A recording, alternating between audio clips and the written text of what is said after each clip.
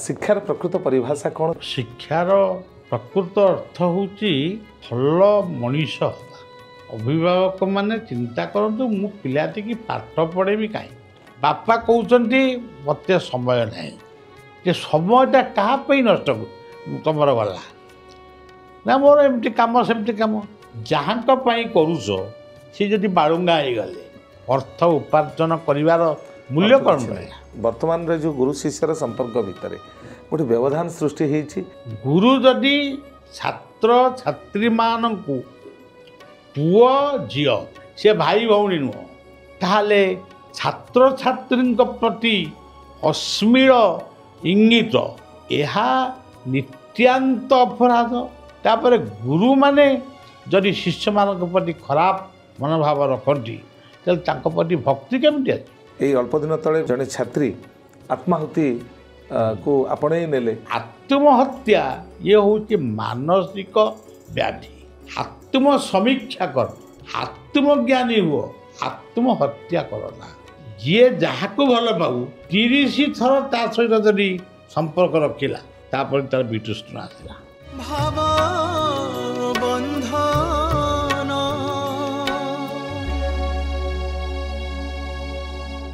जय जगन्नाथ अतुट विश्वासर असरंती गाथा भावबंधनर पॉडकास्ट रे आपण मानक प्रतिभरा अभिनंदन अर्पण करुछु। जीवन एवं समय समस्या संबलित किंतु से समस्या जीवनर पथ को जीवनर अप्रतिहत गति को अटकाइबा उचित नुहे। सांप्रतिक समय देखा जाउथिबा समस्या एवं ताहा किभଳି भाबरे आम समस्त को आच्छन्न करी रखिछि एवं ता भितर किभଳି आमे निस्तार पाई जीवन रथ को आगु को नेबा ताकू नहीं गोटे समस्या उपरे आमर विशेष आलोचना ये भावबंधन पॉडकास्ट रे आज आम सहित उपस्थित रही विशिष्ट आध्यात्मिक गुरु पूज्य पूजक समाज संस्कारक एवं शोकीय समर्पण भाव नहीं जे पद्मश्री सम्मान विभूषित होती माननीय पूज्य बाबा बलिया महोदय आपण को प्रणाम सहित स्वागत करुछु आमर पॉडकास्ट रे। बाबा आम देखू शिक्षा शिक्षक एवं शिक्षायतन ताकू नहीं संप्रति जो समस्या देखा देउछि समाज रे वास्तविक तारी पर आमर आज ये आलोचना आम रखा शिक्षार प्रकृत परिभाषा कौन शिक्षार अभिलक्ष्य कौन बोली आपण मन करती। शिक्षार प्रकृत अर्थ होची जे भल मनीष हवा भद्र मनीष हवा चरित्रवान मनीष हवा शृंखलित मनीष हवा संयमित मनीष हवा यहाँ हूँ शिक्षार प्रकृत अभिलक्ष्य। पुराणा काल रे गोटे गुरुकुल आश्रम थिला से सब कथा आज आउ आमे से कथा को उठेबा बा कहबा से आवश्यक किछि नहीं। वर्तमान शिक्षा क्षेत्र में पिला प्रथमे मानसिक स्तर रे एवं तार अभिभावक माने ताको मानसिक स्तर रे सी आगे प्रस्तुत हुंतु अभिभावक माने चिंता करतु मु पिलाटी की पाठ पढ़ेबी कहीं सी कहउचंती पाठ पढ़िकी शीघ्र चाकरी कले आमर गोटे कोठाघर हम गाड़ी खंडे करवा तेणु पिला मुंडे पशिगला मु केमिटी कॉपी करी हो कि धमकेगिरी क्या हो पाठ पढ़ी गोटे चाकरी करी चाकरी कले कौन हम लांच नेबी कोटी कोटी टंका अर्जन करी ये कौन शिक्षार मूल्यबोध था। तेणु पिला गोटे मनरे संकल्प नौ मु पाठ पढ़ी भल मनीष हेबी राष्ट्रप्रेमी हेबी परिवेश प्रेमी हेबी निज चरित्र को गठन करी एवं पितामाता बा परिवार को मु आदर्श भाव में गढ़ी ये जदि कथा से भाव से जेकोसी पाठ पढ़ले से गोटे निश्चित सक्सेसफुल मनीष हम जहाँ आप कहते गुरुकुल आश्रम कथा से व्यवस्था थिला जहाँ एवं आध्यात्मिकता को नहीं सबकिछि अध्ययन एवं अनुशीलन उपर गुरुत्व दि जाउथिला एवं तार पृष्ठभूमि थिला आध्यात्मिकता। आज बोधहुए से आध्यात्मिकता बा ईश्वर विश्वास ठारू जीवन दूरे जाउथिबारु ए प्रकार गोटे विशृंखला को आमे सामना करूछे कि आध्यात्मिकता कहिले गोटे निर्दिष्ट ବିଷୟବସ୍ତୁକୁ ଆମେ ଆଧ୍ୟାତ୍ମିକ ବୋଲି ପ୍ରାୟ ଭାବୁ। ଯଥା ଗୀତା ପଢ଼ିବା କି କୁରାନ ବାଇବେଲ ଏସବୁ ପଢ଼ିବା, ମନ୍ଦିରକୁ ଯିବା କିମ୍ବା ମସଜିଦକୁ ଯିବା, କୌଣସି ତୀର୍ଥସ୍ଥାନକୁ ଯିବା, ଏଇଗୁଡ଼ିକୁ ଆମେ ଯଜ୍ଞ କରିବା, ନାମ କରିବା, ଜପ କରିବା, ଇଏ ଗୋଟେ ଆଧ୍ୟାତ୍ମିକତାର ଗୋଟାଏ ଅଂଶ ମାତ୍ର। ଆଜ୍ଞା କିନ୍ତୁ ଆଧ୍ୟାତ୍ମିକର ପ୍ରକୃତ ଅର୍ଥ ହେଉଛି, ମନେ କରାଯାଉ ପିଲାଟିଏ ପାଠ ପଢ଼ି ଗୋଟେ ଡିଗ୍ରୀ ହାସଲ କରିଛି, ବିଏ ପଢ଼ିଛି, ବିଡି କରିଛି, ସିଟି କରିଛି, ଇଞ୍ଜିନିୟରିଂ କରିଛି, ଡକ୍ଟର ହେଇଛି, ସବୁ ହେଇଛି, କିନ୍ତୁ ଜୀବନର ଭୁଲଟା କ'ଣ ସେ ବୋଧେ ଏପର୍ଯ୍ୟନ୍ତ ଅନୁଭବ କରିନି। ପିଲା ଆଗେ ଜାଣୁ ଗଛଟିଏ କାଟିଲେ ମୋର ଅପରାଧ କ'ଣ, ଗଛଟିଏ ଲଗାଇଲେ ମୋର ଲାଭ କ'ଣ। ସେ ବୁଝି ନେଇ ଗଛଟିଏ କାଟିବାର କ୍ଷତି କ'ଣ ସେ ବୁଝି ନେଇ କି ବୁଝିକିରି ମଧ୍ୟ ବୁଝାଏ। ତେଣୁ ସେ ଗଛ ଖାଲି କାଟୁଛି, ଗଛ ଲଗାଉନି। ତା ପାଇଁ ମଧ୍ୟ ପ୍ରଶାସନ ତାକୁ ସତର୍କ ବି କରୁନାହିଁ। ତୁମେ କାହିଁକି ତୁମ ବାଡ଼ିରେ ଗଛ ଥିଲେ ବି ତୁମେ କାହିଁକି ସେ ଗଛକୁ କାଟିବ, ଚାଳ କାଟିଲନି। ଏଇଭଳି ଭାବରେ ଶିକ୍ଷା ପୁସ୍ତକରେ ରହିବା ଉଚିତ। ମୁଁ ଗୋଟିଏ ଝିଅ ବୋହୂ ବା ଛାତ୍ରଛାତ୍ରୀ ଏମାନଙ୍କ ପ୍ରତି ଯଦି ମୁଁ ଅସଦାଚରଣ କରିବି, ମୁଁ କେଉଁ ଦଣ୍ଡରେ ଦଣ୍ଡିତ ହେବି।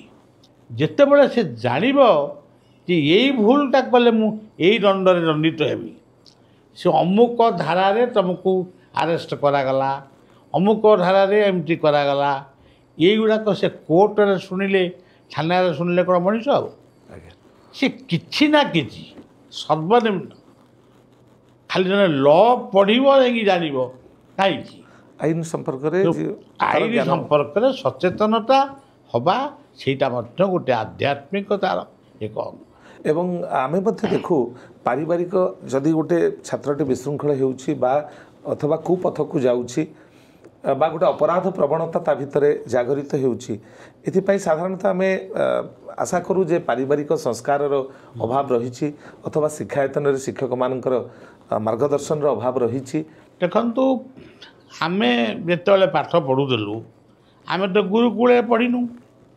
ମୁଁ ଚାଟଶାଳୀରେ 4 ମାସ ଖଣ୍ଡେ ପଢ଼ି, କିନ୍ତୁ ଗୋଟେ ଶିକ୍ଷା ଥିଲା, ବାଲ୍ୟକାଳୁ ଧର୍ମ ଧନ ମୋ ସଞ୍ଜୀବି, ଇଏ ଜୀବନ ଅନିଶ୍ଚିତ। କ୍ଷୁଦ୍ର କୀଟ ଉଇ ଅଳ୍ପ ଅଳ୍ପ କରି ରଚଇ ବଲ୍ମୀକ ଘର, ମୁହିଁ ସେହିପରି ସଞ୍ଜୀବି ଯତନେ ପୂର୍ଣ୍ଣ ଧନ ନିରନ୍ତର। ତାପରେ ପଢ଼ିଛୁ, ବିଦ୍ୟା ଅଟଇ ମହାଧନ ବାଳକେ କର ଉପାର୍ଜନ। ତାପରେ ଅରଣା ମଇଁଷି ରହିଛି ଅନେଇ, ମଇଁଷିର ପାଖ ନ ଯାଅ ଦନେଇ।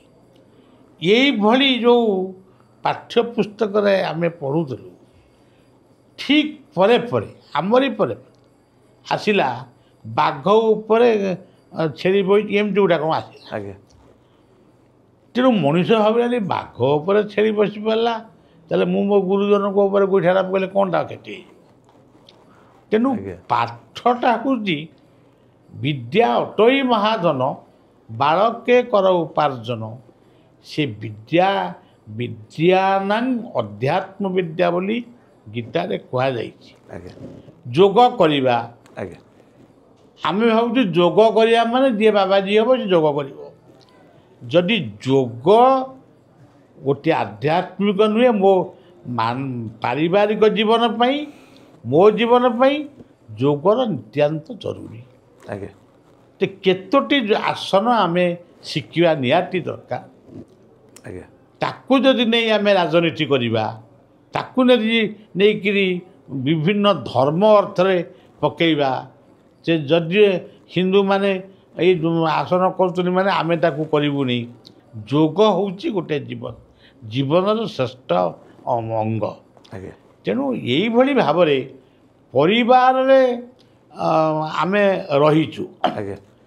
ବାପା କହୁଛନ୍ତି ମୋତେ ସମୟ ନାହିଁ, ଯେ ସମୟଟା କାହା ପାଇଁ ନଷ୍ଟ ତୁମର ଗଲା ନା ମୋର ଏମିତି କାମ ସେମିତି କାମ ସେ କାମଟା କାହା ପାଇଁ କରୁଛ ଯାହାଙ୍କ ପାଇଁ କରୁଛ ସେ ଯଦି ବାଳୁଙ୍ଗା ହେଇଗଲେ ବାଳୁଙ୍ଗୀ ହେଇଗଲେ ତାହେଲେ ତୁମର ପାଠ ତୁମର ଅର୍ଥ ଉପାର୍ଜନ କରିବାର ମୂଲ୍ୟ କ'ଣ ରହିଲା ଆଜ୍ଞା କେତେକ ମା ପାଠ ଏ ରୋଷେଇ ବି କରୁଛନ୍ତି ପିଲାଙ୍କୁ ପାଠ ବି ପଢ଼ଉଛନ୍ତି ଆଜ୍ଞା ଆଗ ପିଲାଙ୍କୁ ପାଠ ପଢ଼େଇ ସାରିବା ପରେ ତାପରେ ରୋଷେଇ ଘରକୁ ଯାଉଛନ୍ତି ତୁମେ କାହିଁକି ଫୋନ୍ କରୁଛ କ'ଣ ଫୋନ୍ରେ ତୁ କ'ଣ କଥା ହେଲୁ ତାକୁ ବି ଏନକ୍ୱାରି କରୁଛନ୍ତି ଆଜ୍ଞା ଯେଉଁ ପରିବାରରେ ମୁରବୀମାନେ ପିଲାମାନଙ୍କ ପାଇଁ ପରବର୍ତ୍ତୀ ଦାୟକମାନଙ୍କ ପାଇଁ ସଚେତନ ସେଇମାନଙ୍କର ପରିବାର ଖୁସିରେ ରହିବ ଯାହା ସାମ୍ପ୍ରତିକ ସ୍ଥିତିରେ ଆମେ ଦେଖୁଛୁ ଅନେକ ଶିକ୍ଷାୟତନରେ ଅନେକ ଅଘଟଣ ଦୁର୍ଘଟଣାକୁ ଆମେ ଦେଖିବାକୁ ପାଉଛେ ଏଇ ଅଳ୍ପ ଦିନ ତଳେ ଗୋଟେ ଅଗ୍ରଣୀ ଶିକ୍ଷାନୁଷ୍ଠାନ ରାଜ୍ୟର ଯେଉଁଠି ଏକ ଅଘଟଣ ଘଟିଗଲା ଏବଂ ଜଣେ ଛାତ୍ରୀ ଆତ୍ମାହୁତି को आपणेई नेले ए प्रकार जो परिवर्तन वर्तमान आसी गोटे सेमानक भितरे आत्महत्या प्रवणता हो अथवा से गोटे विशृंखलित भाव में जाई गोटे कुपथ को आपणेई नेउछंती ए सब भितरे आमे काहा को प्रकृति में दायी करबा देखो एनाबे गुरु कर्णधार गोटे आमर भागवतर पद गुरु होउचंती नाउरी जीवन होउची गोटे ना से नाटाकू ठीक जगार माने नहीं ठीक जगार पहुँचेबा से ड्राइवर हो नाउरी हो बा हेलिकप्टर चलो कि मेरा पायलट हो जाओ जदि गुरु जदि मार्जित हेबे नहीं गुरु जदि छात्र छात्री मानू पुओ झील से भाई भौणी नुह पुओ झील बोली भावे बयस कम हो पारे ये मोर पुओ ये मोर झील जदि ये कथाटा सेमानक भितर रहिबनी ताहले छात्र छात्री प्रति अश्लील इंगित यह नित्यांत अपराध आमर पूर्व काल नियम थिला जी एमतिया भूल करिवो ता आंगुठी कटा हबो नल ता हाथटी कटा हबो तांकु आके यही भली दंडरे दंडित करिया दरकार तापरे आत्महत्या ये हूँ मानसिक व्याधि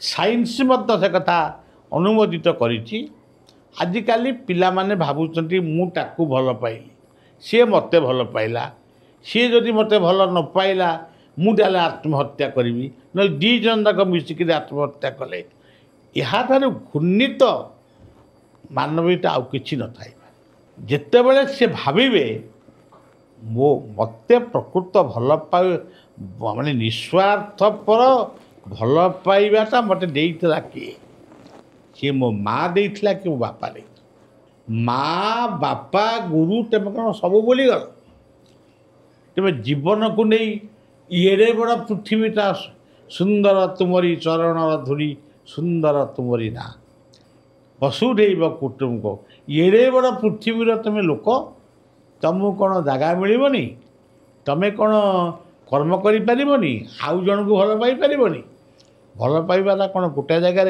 सीमित होगी तुम कौन गुड़ तेणु पिंपुड़ी तुम ठीक लगे तेणु मोट कथा जे युवाक मानसिक व्याधि मु आपण जरिया मु निवेदन करुँगी मोर पिला मानक मु सब कहे मध्य आत्मसमीक्षा कर आत्मज्ञानी हुओ आत्महत्या करना आमर गोटे शास्त्र लिखाई जे आत्महत्या जो माने करती से माने प्रेत जन्म घूरी बुलती पुनर्जन्मटा माने ठीक हुए नहीं तेणु आत्महत्या हूँ व्याधि एवं आउ गोटे जगार जड़े महापुरुष कहते जी जहाँ को भल पाऊ 30 थर ता सहित जदि संपर्क रखिला तापर तार वितृष्ण आसला ତେଣୁ ଏଇଭଳିଆ ବିକାରଗ୍ରସ୍ତ ଭଲ ପାଇବାରୁ ନିବୃତ୍ତ ହୋଇ ସମସ୍ତେ ବାବାଜୀ ହେବ ବୈଷ୍ଣବ ହେବ ସେଗୁଡ଼ାକ ମୁଁ କହୁନି, ଆଜ୍ଞା କର୍ମବାଦୀ ହୁଅ, ଆଜ୍ଞା। ବାସ୍ତବବାଦୀ ହୁଅ। ବର୍ତ୍ତମାନ ତାହେଲେ ଏହି ସମସ୍ୟାକୁ ପ୍ରତିହତ କରିବା ପାଇଁ ଏଡ଼େଇ ଯିବା ପାଇଁ ଆମେ ବୋଧହୁଏ ସେଇ ଅତୀତର ଧର୍ମଶାସ୍ତ୍ରର ଯେଉଁ ପ୍ରସଙ୍ଗ ଗୁଡ଼ିକ ରହିଛି ଯାହା ଆପଣ ବିଭିନ୍ନ ସମୟରେ ତା'ର ଅବତାରଣା ମଧ୍ୟ କରି ଆସିଛନ୍ତି ସେଗୁଡ଼ିକ ରଖିବା ଏବଂ ଯୁବଶକ୍ତି ଭିତରେ ତରୁଣ ବର୍ଗଙ୍କ ଭିତରେ ସେଇ ଉଦାହରଣ ମାଧ୍ୟମରେ ଆମେ ସେମାନଙ୍କ ଭିତରେ ଗୋଟେ ଆଦର୍ଶ ନୀତି ମୂଲ୍ୟବୋଧର ବିଚାରକୁ ତାଙ୍କ ଭିତରେ ରଖିବା ଏବଂ ଯାହାଦ୍ୱାରା ସେମାନଙ୍କ ଭିତରେ ଗୋଟେ ଆଧ୍ୟାତ୍ମିକତାର ପ୍ରବଣତା ଈଶ୍ୱର ବିଶ୍ୱାସ ଗୁରୁଜନମାନଙ୍କ ପ୍ରତି ଭକ୍ତି ଭୟ ଏସବୁ ବୋଧହୁଏ ଯଦି ଏହାର ଉଦ୍ରେକ କରାଯାଇପାରିବ ଏ ପ୍ରକାର ଅପ୍ରତିକର ପରିସ୍ଥିତିକୁ ଆମେ ଏଡ଼େଇ ଯାଇପାରିବା। ଆମେ ଚ୍ୟାନେଲ ମାଧ୍ୟମରେ ବହୁତ କଥା ଦେଖୁଛୁ। ଜଣେ ହେଡ଼ମାଷ୍ଟର ଆସିଲେ ମଦ ପିଇକି ରାସ୍ତାରେ ଶୋଇଛନ୍ତି। ସମାଜକୁ ବିଗାଡ଼ୁଛି କେବଳ ମଦ୍ୟ ଆଉ ମାଦକତା, ଆଜ୍ଞା ଅଶ୍ଳୀଳ ଚିତ୍ର, ଅଶ୍ଳୀଳ ଭାଷା, ଅଶ୍ଳୀଳ ନୃତ୍ୟ, ଅଶ୍ଳୀଳ ସଙ୍ଗୀତ। ଏହାକୁ ସରକାର ଯେଉଁ ସରକାର ଆଜ୍ଞା ଏମାନଙ୍କର ଦାୟିତ୍ୱ ରହିବା ଦରକାର। ମୁଁ ଭୋଟ ପାଏ ବା ନ ପାଏ, ମୁଁ ରାଜମୁକୁଟ ପିନ୍ଧିଲେ ପିନ୍ଧି ନ ପିନ୍ଧିଲେ ନାହିଁ, କିନ୍ତୁ ଦୋଷୀକୁ ଦଣ୍ଡ ଦେବି। ମହାତ୍ମା ଗାନ୍ଧୀ ବି କହିଥିଲେ ଦୋଷକୁ ନେଇ ରାଜନୀତି କରନା। ଗୀତା କହିଛନ୍ତି ଦଣ୍ଡୋ ଦମୟତା ମସ୍ମି। ଆମେ ସବୁ ପାଠ ପଢ଼ିଲା ବେଳେ ଯେତେ ମାଡ଼ ଖାଇଛୁ ସେମିତି ମାଡ଼ ଆଜିକାଲି ହେବନି। ପିଲାକୁ ଗୋଟେ ପଦେ କହିଲେ ସିଏ ଗୋଟେ ଆଇନଗତ ଗୁରୁଙ୍କ ନାଁରେ କହୁଛି। ସେଠି ଗୁରୁମାନଙ୍କର ଶିଷ୍ୟମାନଙ୍କ ପ୍ରତି ଭଲ ପାଇବା ରହିବନି। ଆଜ୍ଞା ତାପରେ ଗୁରୁମାନେ ଯଦି ଶିଷ୍ୟମାନଙ୍କ ପ୍ରତି ଖରାପ ମନୋଭାବ ରଖନ୍ତି ତାହେଲେ ତାଙ୍କ ପ୍ରତି ଭକ୍ତି କେମିତି ଆସିବ? ଆଜ୍ଞା ତେଣୁ ଆମେ ପିଲାଦିନେ ପାଠ ପଢ଼ିଲା ବେଳେ ଯେ ଆମେ ସ୍କୁଲକୁ କାହିଁକି ଗଲୁ ନାହିଁ ତାକୁ ଆମ ସ୍କୁଲ ସାରେ ଜଣେ ମଧୁସୂଦନ କର ବୋଲି ଥିଲେ ମୋର ପ୍ରଥମ ଶିକ୍ଷକ। ସିଏ ଆଗ ବୋଲିକିରି ଆସି ଆମ ଘରେ ପହଞ୍ଚେ କାହିଁକି ବୁଢ଼ା କାଲି ଆଜି ଯାଇନଥିଲା ସ୍କୁଲକୁ। ମୋ ନା ପିଲାଦିନ ବୁଢ଼ା। ତେଣୁ ମୁଁ କହିଲି ମୁଁ ମୋର ପାଠ ପଢ଼ି ନ ପଢ଼ି ସାର୍ କାହିଁ ମୋ ପଛରେ ଗୋଡ଼େଇଛନ୍ତି। ହେଲେ ଆଜି ସାର୍ ନାହାନ୍ତି କିନ୍ତୁ ଆମେ ତାଙ୍କ ପାଇଁ ମଣିଷ ହେଇଛୁ। ବର୍ତ୍ତମାନର ଯେଉଁ ଗୁରୁ ଶିଷ୍ୟର ସମ୍ପର୍କ ଭିତରେ ଗୋଟେ ବ୍ୟବଧାନ ସୃଷ୍ଟି ହେଇଛି। ଯେଉଁ ବ୍ୟବଧାନକୁ ଦୂରେଇବା ପାଇଁ ଆମ ସମସ୍ତଙ୍କର ଏହା ଏକ ଜାତୀୟ କର୍ତ୍ତବ୍ୟ ଏବଂ ତାରି ଭିତରେ ପୁଣି ସେଇ ଆଦର୍ଶ ଗୁରୁକୁଳ ଢାଞ୍ଚାରେ ଅନ୍ତତଃ ଶିକ୍ଷା ବ୍ୟବସ୍ଥାର ପରିବର୍ତ୍ତନ ଆସି ପୁଣି ସମ୍ପର୍କକୁ ଏକ ନୂଆ ପରିଭାଷା ଦେବା ପାଇଁ ଆମେ ଯତ୍ନଶୀଳ ହେବା ଦରକାର। ଆପଣ ଯେଉଁ କହୁଛନ୍ତି ଗୋଟେ ବିରାଟ କଥା। ଦେଖନ୍ତୁ ଭାରତବର୍ଷ ଗୋଟିଏ, ଆଜ୍ଞା ତାକୁ ଦୁଇ ତିନିଟା ନାଁରେ ଡାକୁଛନ୍ତି ଇଣ୍ଡିଆ ହିନ୍ଦୁସ୍ତାନ ଏସବୁ କଥା। ଆଜ୍ଞା ଧର୍ମ ନିରପେକ୍ଷ ଅର୍ଥ ମତ ସ୍ୱାଧୀନ ଭାବରେ ମତ ବ୍ୟକ୍ତ କରିବା, ଆଜ୍ଞା ଅଧିକାର ସାବ୍ୟସ୍ତ କରିବା। କିନ୍ତୁ ବର୍ତ୍ତମାନ ଆପଣ ଦେଖନ୍ତୁ ଇଂରାଜୀ ସ୍କୁଲ ହେବ, ହଉ ଆଜ୍ଞା କିଛି ଅସୁବିଧା ନାହିଁ, କିନ୍ତୁ ଇଂରାଜୀ ସ୍କୁଲରେ ଗଣେଶ ପୂଜା ସରସ୍ୱତୀ ପୂଜା ହେବନି। ଆଜ୍ଞା ତେଣୁ ପିଲା ପ୍ରଥମେ ବିଦ୍ୟାଳୟକୁ ଯାଇ ସିଏ ପ୍ରଥମ ନିଜର ଧର୍ମ ସଂସ୍କୃତି ସାହିତ୍ୟ ତାକୁ ସେ ଠିକ୍ ଭାବରେ ବୁଝିପାରିଲାନି। ଆଜ୍ଞା ଯଦି ଗୋଟେ ଆଇନ ଆସିବ ଗଣେଶ ପୂଜା ସରସ୍ୱତୀ ପୂଜା ସବୁ ସ୍କୁଲରେ ବନ୍ଦ, ସମସ୍ତେ ପାଠ ପଢ଼, ସେଦିନ କେବଳ ମନେ ଭିତରେ ତୁମ ଇଷ୍ଟଙ୍କୁ ଚିନ୍ତା କର। ଆଉ ଯଦି କରିବ ସମସ୍ତେ କର। ଆଜ୍ଞା ଆଜି ଆପଣ ଦେଖନ୍ତୁ ହିନ୍ଦୀ କି ରାଷ୍ଟ୍ରଭାଷା କଲେ, ସଂସ୍କୃତକୁ ରାଷ୍ଟ୍ରଭାଷା କରିଥିଲେ ଗୋଟେ ରକ୍ଷା ହେଇଥାନ୍ତା। ଆଜି ବ୍ରହ୍ମପୁରର ପାସ୍ କରିବା ପରେ ଇଚ୍ଛାପୁର ଠାରୁ ଆପଣ କନ୍ୟାକୁମାରୀ ପର୍ଯ୍ୟନ୍ତ ଦେଖିବେ 5-7ଟି ଭାଷାରେ ଲୋକ କଥା ହେଉଛନ୍ତି। ହିନ୍ଦୀ ରାଷ୍ଟ୍ରଭାଷାର ମାନେ ହିଁ କିଛି ନାହିଁ। ତେଣୁ ଏଥିପାଇଁ ସମ୍ବିଧାନ ସଂଶୋଧନ କରିବା ଉଚିତ। ତେଣୁ ଧର୍ମ କହିଲେ ମୁଁ ତା ମୂଳରେ କୌଣସି ନାଁ ଦେବା ପାଇଁ ଚାହେଁ ନା। ଆଜ୍ଞା ଧର୍ମ କହିଲେ ସୂର୍ଯ୍ୟ, ଧର୍ମ କହିଲେ ପୃଥିବୀ, ଧର୍ମ କହିଲେ ସମୁଦ୍ର, ଧର୍ମ କହିଲେ ଅଗ୍ନି, ପାହାଡ଼, ପର୍ବତ, ନଦ ନଦୀ, ଝରଣା, ବୃକ୍ଷ, ଏଇ ହେଲା ପ୍ରକୃତ ଧର୍ମ, ପ୍ରକୃତି ଧର୍ମ। ଆଜ୍ଞା ତାକୁ ଆମେ ସନାତନ ଧର୍ମ ବୋଲି ଆମେ କହୁଛୁ। ଆଜ୍ଞା ଯିଏ ନ କହୁଛନ୍ତି ନ କୁହନ୍ତୁ, କିନ୍ତୁ ପାହାଡ଼, ପର୍ବତ, ଜଙ୍ଗଲକୁ ସୁରକ୍ଷା କଲେ କ'ଣ କେବଳ ସନାତନ ଧର୍ମୀମାନେ ଉପକୃତ ହେବେ, ଆପଣମାନେ ଅନ୍ୟମାନେ ହେବେନି? ଆଜ୍ଞା ଆଜି ବିଭିନ୍ନ ସ୍ଥାନରେ କବର ଖୋଳା ହେଇଛି, ତାଙ୍କ ଧର୍ମର ଅଛି ସେ କବର କରିବେ। ଆଜ୍ଞା ଆମେ ଯଦି ଗୋଟେ ନିୟମ କରିବା, ଆମେ ଯଦି ଭାରତବର୍ଷରେ ସମସ୍ତେ ଏକାଠି ରହିବା, ତାହେଲେ ସେଇ କବର ସ୍ଥାନରେ ଗୋଟେ ଗଛ ଲାଗୁ, ଆଜ୍ଞା ତାଙ୍କରି ବାପା ନାଁରେ କି ମା ନାଁରେ, ଆଜ୍ଞା ତାହେଲେ ଗଛ ସୃଷ୍ଟି ହୁଅନ୍ତା, ଆଜ୍ଞା ଜଙ୍ଗଲ ସୃଷ୍ଟି ହୁଅନ୍ତା। ଏଥିପାଇଁ ଗୋଟେ ଆଇନ ବି ମଧ୍ୟ କଠୋର ଆଇନର ଆବଶ୍ୟକତା ରହିଛି। ଯେମିତି ଆଧ୍ୟାତ୍ମିକତା ଠାରୁ ଜୀବନ ଦୂରେଇ ଯାଇଛି ବୋଲି ଆମେ ଦେଖୁଛେ, ଆଜି ଏ ପ୍ରକାର ବିଶୃଙ୍ଖଳାକୁ ଆମେ ସାମ୍ନା କରୁଛେ, ଅନୁରୂପ ଭାବରେ ପ୍ରକୃତି ଠାରୁ ମଧ୍ୟ ଜୀବନ ଦୂରେଇ ଯାଉଛି ଏବଂ ସେହି ପ୍ରକୃତିକୁ ଆଉ ଥରେ ଆମେ ଭଲ ପାଇ ବସିବା ଏବଂ ଆମ ଯୁବଶକ୍ତି ତରୁଣ ଶକ୍ତି ଭିତରେ ପ୍ରକୃତି ପ୍ରବଣତା ପାଇଁ ଏକ ଅନୁରାଗ ସୃଷ୍ଟି କରିବା ବୋଧହୁଏ ସମୟର ଆବଶ୍ୟକ। ଦେଖନ୍ତୁ, ଯେଉଁ ଦେଶରେ ଯେତେ ଗଛ ସେ ଦେଶରେ ଥଣ୍ଡା ସେତିକି। ଆଜ୍ଞା ଆମ ଭାରତରେ ସବୁଠାରୁ କମ୍ ଗଛ। ଏବେ ଗଛର ଆହ୍ୱାନ ଦିଆଯାଉଛି, ଆମେ ରାସ୍ତା ନାଁରେ ଗଛ କାଟୁଛୁ। ଯେଉଁ ଗଛ ଆମେ କାଟୁଛୁ, ଆମକୁ ସବୁ ସରକାର ପ୍ରକୃତି ବନ୍ଧୁ, ପ୍ରକୃତି ମିତ୍ର ଦେଲେ। ମୁଁ କହିଲି ଏଗୁଡ଼ାକ ସବୁ ନେଇଯାଅ, ଆଜ୍ଞା ଆମେ ତ ବାଟରେ ଯାଉଛୁ, ଗଛ କଟା ହେଉଛି। ତେଣୁ ଯେତିକି ଗଛ କାଟିଲ, କେତେଟା ଗଛ ଲାଗିଲା ତାକୁ ପ୍ରାକ୍ଟିକାଲି କିଏ ଦେଖ। ମାନେ କାହାକୁ ମାନେ କେବଳ ଦରମା ସର୍ବସ୍ୱ, ପଦବୀ ସର୍ବସ୍ୱ, ଏଇ କଥା ଭିତରେ ଆମେ ରହିଯାଉଛୁ। ଆମେ ଜମା ପ୍ରାକ୍ଟିକାଲି କୌଣସି କଥା ଦେଖିବାକୁ ଚାହୁଁ। ରାସ୍ତା ହେଉଛି, ତମେ ଆମକୁ ପିସି ଦେଇଦିଅ। ଯେଉଁ ରାସ୍ତା ଏ ବର୍ଷ ହେଲା, ଆର ବର୍ଷ ଭାଙ୍ଗିଗଲା, ପୋଲ ବି ଭାଙ୍ଗି ଯାଉଛି। ତେଣୁ ଏଗୁଡ଼ାକ ଅପ୍ରିୟ ସତ୍ୟ କଥା। ତେଣୁ ଆଧ୍ୟାତ୍ମିକତା ହେଉଛି ଗୋଟେ ଏମିତି ଜିନିଷ, ତା ପ୍ରତି ବିଶ୍ୱାସ ରଖିଲେ ଯେ ପାପେ ଭୀତି ହିଁ ଧର୍ମ। ଆଜ୍ଞା ମୁଁ ଭୁଲ କାମ କଲେ ମଣିଷ ପାଖରୁ କ୍ଷମା ପାଇପାରିବି, କିନ୍ତୁ ବିଧାତା ମୋତେ କ୍ଷମା ଦେବ ନାହିଁ। ଆଉ ସେ ତା ମନ ଭିତରେ ସେଗୁଡ଼ାକ ନାହିଁ, ତାର ଛୁରୀ ବମ୍ ମଦ ଧରିକି ବୁଲୁଛି। ଆଉ ଦେଶ ଗଠନରେ ରାଜନେତାଙ୍କର ଭୂମିକା ଗୁରୁତ୍ୱପୂର୍ଣ୍ଣ, କିନ୍ତୁ ରାଷ୍ଟ୍ର ଗଠନର ମହାନାୟକ ଶିକ୍ଷକ, ଏ ଆପ୍ତ ବାକ୍ୟକୁ ଆଜି ଆମେ ଗ୍ରହଣ କରିବାକୁ ବାଧ୍ୟ ଏବଂ ତା ଭିତରେ ଆପଣ ମଧ୍ୟ ଶିକ୍ଷାୟତନ ଉପରେ ଆଲୋକପାତ ବି କଲେ।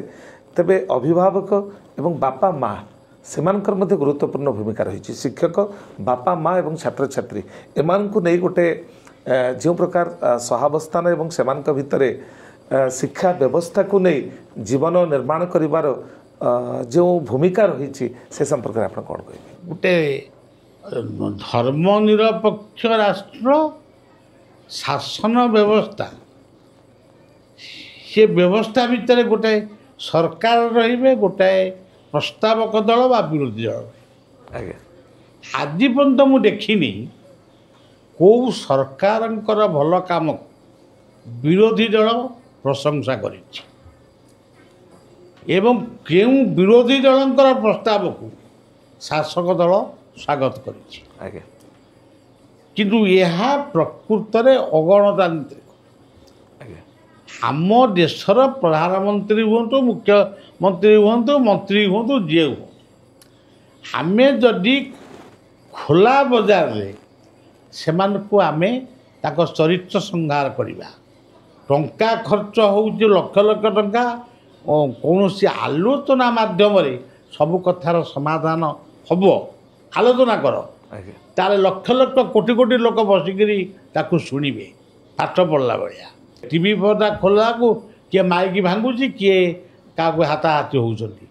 ତେଣୁ ପିଲାମାନଙ୍କ ଉପରେ ଏଗୁଡ଼ାକ ସବ ପ୍ରଭାବ ପଡ଼ିବ। ବର୍ତ୍ତମାନ କଲେଜ ନିର୍ବାଚନ କେତେ ବର୍ଷର ହେଇନି, ଯଦି ନିର୍ବାଚନ ଆରମ୍ଭ ହେଲା ସେଥିପାଇଁ ସରକାର ବାହା ନେଇପାରନ୍ତି, କିନ୍ତୁ ମୋ ଦୃଷ୍ଟିରେ ମୁଁ ବିଚାର କରେ ଇଏ ପିଲାମାନେ ପୁଣି ଗୋଟାଏ ମୂଳରୁ ଯେଉଁ ତାଙ୍କର ଭାଇ ଭଉଣୀ ସମ୍ପର୍କ ବିଚ୍ଛିନ୍ନ ହେବ, ସେଇଠୁ ସେମାନେ ମରା ମରି ଧରା ଧରି ମୁଁ ଅମୁକ ଦଳ ସେ ଅମୁକ ଦଳ ଏଇସବୁ ଚାଲିବ। ତେଣୁ ବୈକୁଣ୍ଠ ସମାନ ଅଟେ ଆହା ସେଇ ଘର, ଏଇଟା ହେଉଛି ପାରିବାରିକ ଚେତନାର କଥା। ଆଜ୍ଞା ଗୋପବନ୍ଧୁଙ୍କ ଭାଷାରେ ମିଶୁ ମୋର ଦେହ ଏ ଦେଶ ମାଟିରେ, ଭୀମ ଭୋଇଙ୍କ ଭାଷାରେ ମୋ ଜୀବନ ପଛେ ନର୍କେ ପଡ଼ିଥାଉ ଜଗତ ଉଦ୍ଧାର ହଉ। ଏଇସବୁ କଥା ଉପରେ ବର୍ତ୍ତମାନ ଆଲୋକପାତ କରିବା ନିତ୍ୟାନ୍ତ ଜରୁରୀ।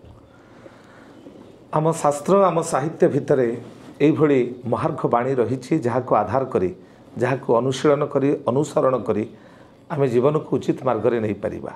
ଆଜି ସମୟ ଆସିଛି ଶିକ୍ଷକ, ଶିକ୍ଷାୟତନ, ଶିକ୍ଷା ବ୍ୟବସ୍ଥା ଏବଂ ତା ଭିତରେ ଅଭିଭାବକ ମଣ୍ଡଳୀଙ୍କର ଯେଉଁ ଗୁରୁ ଦାୟିତ୍ୱ ରହିଛି ସେସବୁ ଦାୟିତ୍ୱର ସଠିକ୍ ସମ୍ପାଦନ ଯେତେବେଳେ ହେବ ଏ ସମାଜରେ ଆସିବ ନିଶ୍ଚିତ ରୂପେ ସଂସ୍କାର ଏବଂ ଶିକ୍ଷାକୁ ଆଧାର କରି ଗୋଟିଏ ଜାତିର ଉନ୍ନତି ଅଚିରେ ସାଧିତ ହୋଇପାରିବ।